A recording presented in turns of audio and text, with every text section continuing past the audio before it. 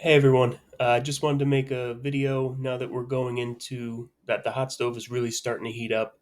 Um, Kind of go into what the Mets have done so far and what I think they're going to do this offseason. Um, Obviously, we know we got a lot of needs. A lot of the guys that were there last year that were important to us are gone, especially in the starting pitching department. So, yeah, I just wanted to kind of go over what I think our biggest needs are, what I think we're going to do, and how I think it's going to go. So to start things off, obviously everyone knows by now that the Mets signed Frankie Montas. It was reported as a 2-year, $34 million contract, really 1 year, 17 with an option for a second year. And we actually hope that he doesn't opt into that second year because that means that he had a great season and he did well. If he does opt into it, it means he probably did pretty bad. Um, Overall, Montas, he's a career 44 and 46 pitcher, 4.09 ERA. He hasn't really been good in 5 or 6 years when he was on the A's, but he still has good stuff. He throws hard, and his secondary pitches are okay. I think going into the pitching lab with David Stearns is gonna fix him, hopefully. But yeah, last year he was with the Reds and the Brewers. Um, Shaky year, almost a 5 ERA, but he's a back end starter, and everyone gets freaked out because they see that $34 million price tag and they think that's huge, but really that's just starting pitcher money. That's back end starting pitcher money. I mean, the qualifying offer is $21 million, so he's getting paid under the 1 year qualifying offer. So you have to take it with a grain of salt. It's a lot of money to me and you, but to a starting pitcher in Major League Baseball, it's nothing. Also, earlier they signed Genesis Cabrera to a minor league contract with an invite to spring training. Another guy, low risk, high reward, throws hard, walks a lot of guys, doesn't strike out as many you would think for such a hard thrower, but he's only 28 years old, and with relief pitchers, sometimes they take a long time to really figure it out. So I think that could be a move that works out. He could end up being a high leverage reliever for us. I don't see why not.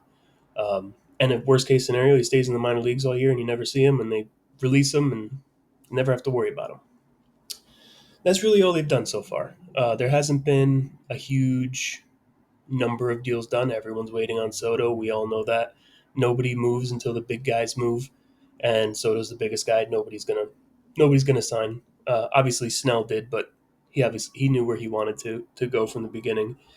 Um, but I really feel like our biggest need is pitching. Everyone wants to talk about Soto. Yes, we would love to have Juan Soto. Everyone would love to have Juan Soto. He's 26 years old. He's a superstar. He's going to be the key to a team for the next 10 years, 12 years, 15 years. But pitching is way more important to us right now. Obviously, with Manaya, Severino gone, Quintana gone, um, I don't really see any of those guys coming back. I would love to bring back Manaya. I just don't see it happening. I think he worked himself into a big contract, and the Mets don't like to give 4 or 5 year contracts to pitchers over 30 years old. So I think we have to look in another direction. The big free agents out there, obviously, you have, obviously there's Corbin Burnes, and there's Max Fried. Not a huge fan of either of those guys. I think they're going to get way too much money for probably 6, 7, maybe even 8 years. I just don't see that being a great thing, especially with a guy like Burns, who's his fastball velocity has gone down each of the last 3 years. I don't see that being a great long term investment, but it's not my money. If they sign him, I'll be happy. I'll whatever. The pitchers that I think we do need to go after, one would be Garrett Crochet. I think that he's young. He's 25 years old. He hasn't even hit arbitration yet. He's had some injuries. He missed about a year, almost 2 full years. But he's 25. He pitched to a mid threes ERA last year at 25 years old, playing for a bad team. He obviously wants to be traded, and he said he wants a big contract. So going out and getting him, signing him to a long term deal at 25 rather than going after a guy who's 30, 31, 32 and giving him a 7 year deal, I think that's kind of the way to go. And even if you give him a contract, you don't have to pay him $30-40 million a year because he still has his arbitration year. So you give him 25, maybe 30 million a year for a starting pitcher. That's great. I mean, you're not going to find. I mean, you see how much you gave to Montas, $17 million a year for a 4 or 5 starter. So going out and trying to get an ace or a guy you think could be your ace for 25 or 30 million dollars a year, I, I think that's the way to go. Now you would have to obviously give up big prospects to get him, but what the White Sox have said is they're looking for offensive prospects. They don't want pitchers, they want offense. Mets have that. They don't have pitching prospects, or not many. They have a couple guys, but most of their big prospects are offensive players.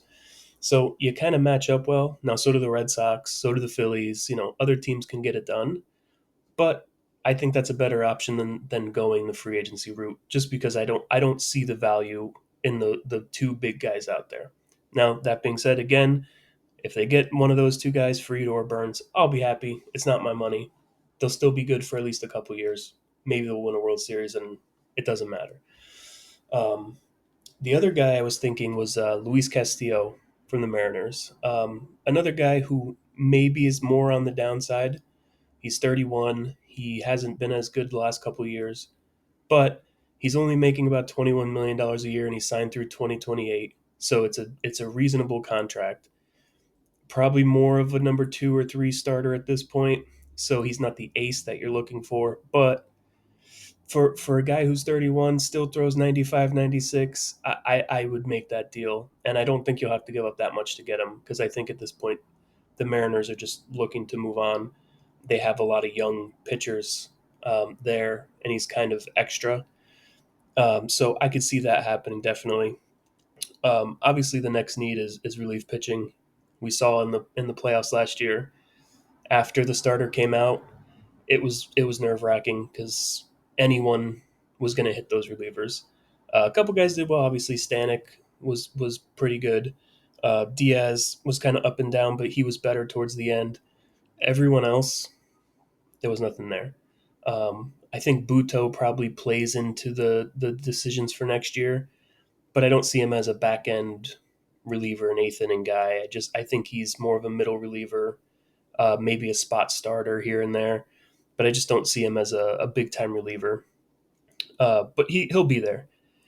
Um, Specific guys, they change so much, and I think Stearns is great at giving guys minor league contracts that come up and do well.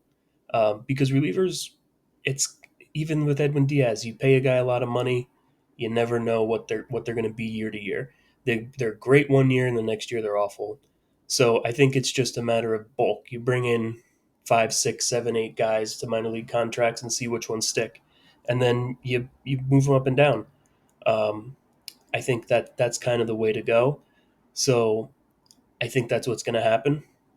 But those are really the two biggest needs. Now, obviously, everyone wants to talk about Soto. Soto's not really a need, right? We don't. Yes, Marte is not what he was, but you can get by with Marte and maybe signing a Winker and having them split time, having the other guy DH. I think Marte as a DH would be better because he doesn't have to play the field. I think he can still hit, especially if he's not worrying about playing the field.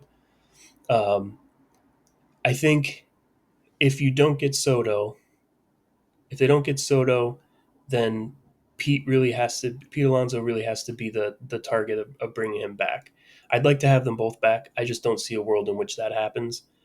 You're seeing from reporting now that Pete Alonso is already preparing to leave New York.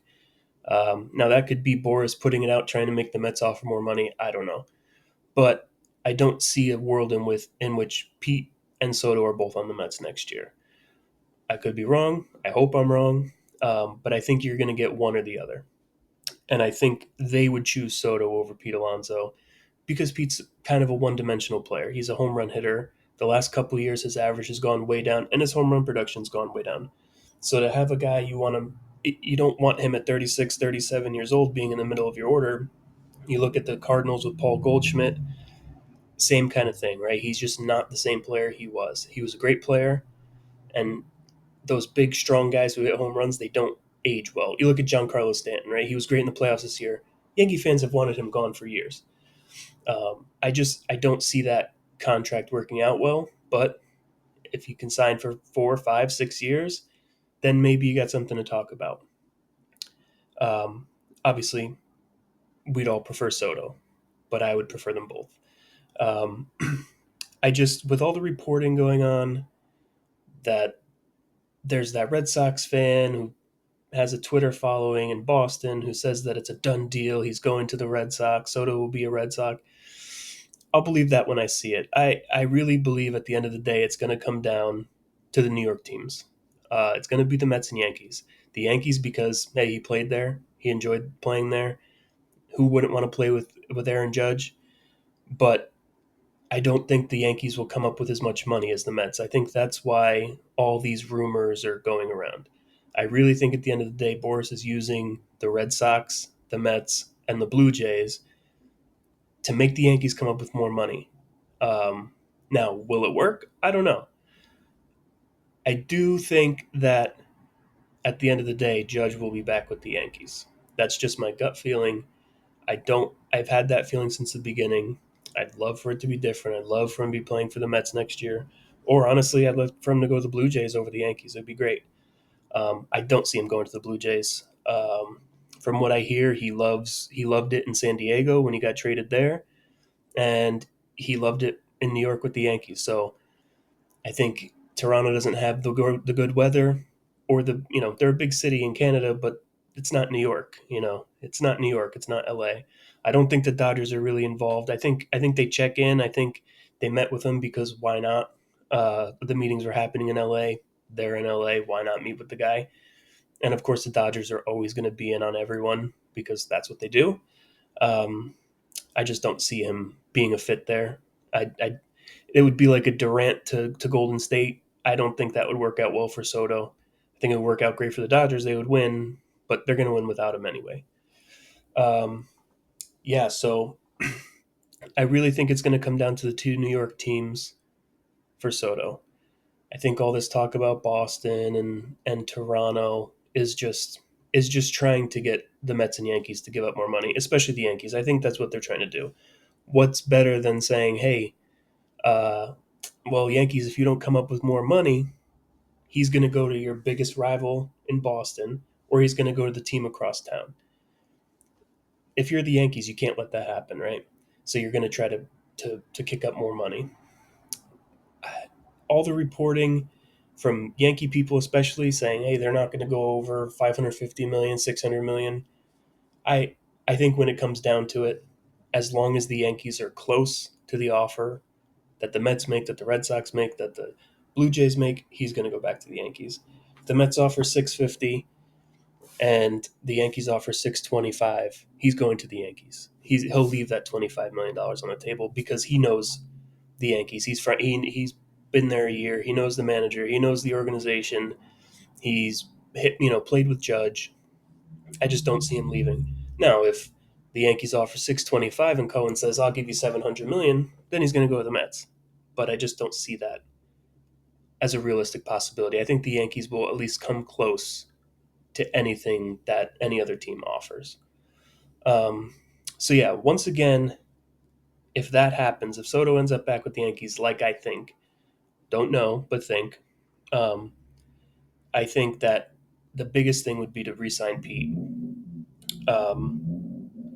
and then maybe make a trade for another outfielder. Right now, yeah, you traded for Siri. That's one guy I didn't mention. He's kind of a fourth outfielder. He's a platoon guy. He's a great defender. He's a Harrison Bader type with more power and less average. He's an exciting player. He steals bases. He can play great defense. He can hit home runs. But that's what you get with him. And if he's your starting center fielder, okay, you can deal with that as long as you are upgraded everywhere else. I just don't see a world in which you don't get Soto and maybe even lose Pete and then don't go out and upgrade in other positions. And I really think those positions would either be center field or or it's going to be third base and then moving Vientos to first. It's been talked about a lot. I don't love the idea of moving Vientos to first base. I think it kind of kills his confidence. He's worked so hard at third base. He's gotten so much better. And then you're just going to move him over to first. where he has to learn a whole new position all over again. I think it'll hurt him in the long run. I don't think it'll help. I think offensively he's gonna be fine, but defensively I think it'll ruin his confidence.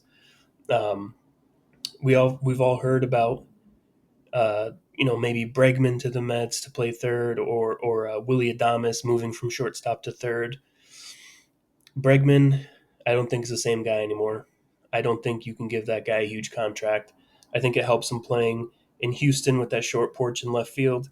That's where most of his home runs go.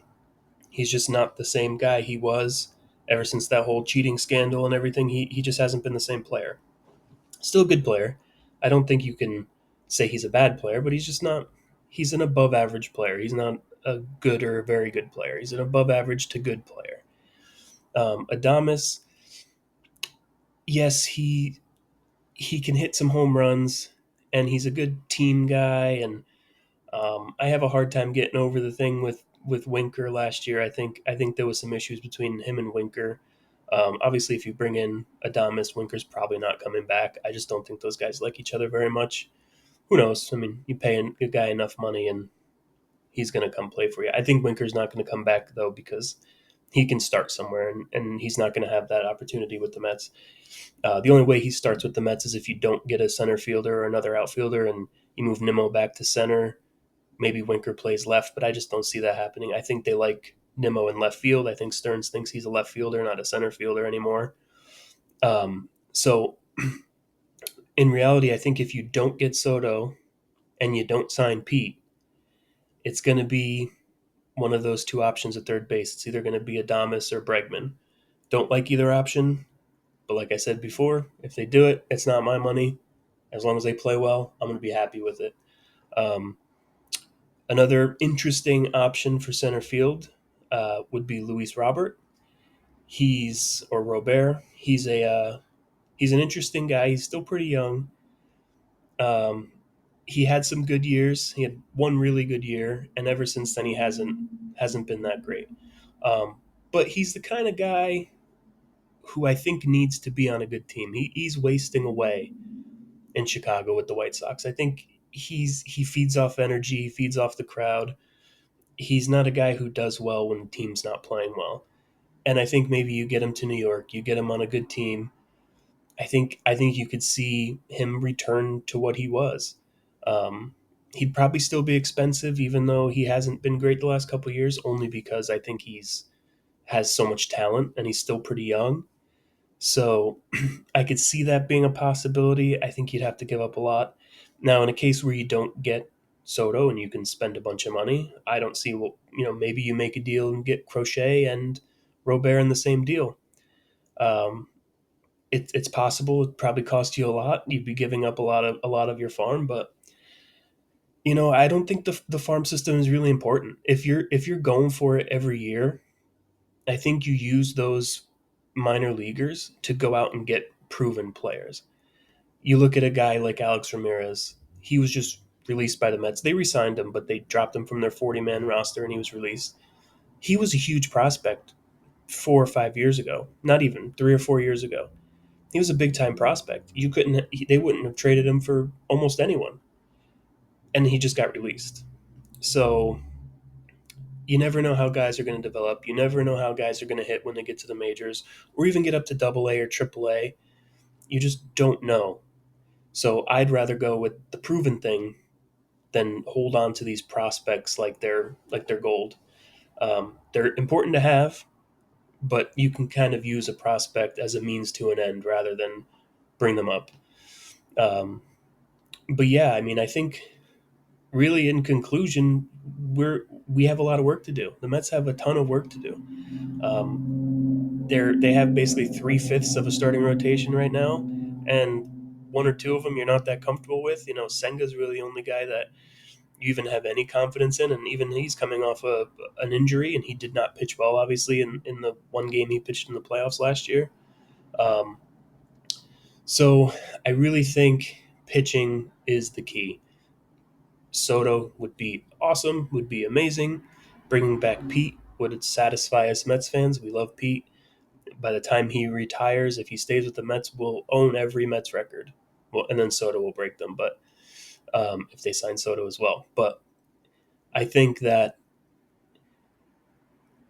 pitching is what's going to define the offseason.